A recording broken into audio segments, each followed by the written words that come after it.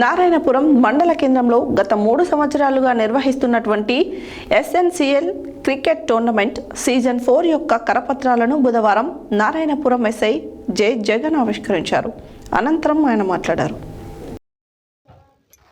నారాయణపురం మండల కేంద్రంలో గత 3 సంవత్సరాలుగా నిర్వహిస్తున్నటువంటి ఎస్ఎన్పిఎల్ క్రికెట్ టోర్నమెంట్ సీజన్ 4 యొక్క కరపత్రాలను బుధవారం నారాయణపురం ఎస్ఐ జె జగన్ ఆవిష్కరించారు. అనంతరం ఆయన మాట్లాడుతూ యువత స్నేహభావంతో క్రీడల్లో పాల్గొనాలన్నారు.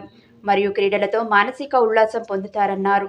అనంతరం క్రికెట్ టోర్నమెంట్ నిర్వహించే క్రీడా మైదానంను వ్యవస్థాపక అధ్యక్షులు ఉప్పల నాగరాజు మరియు వారి ఆర్గనైజర్తో కలిసి ఏర్పాట్లను పరిశీలించడం జరిగినది.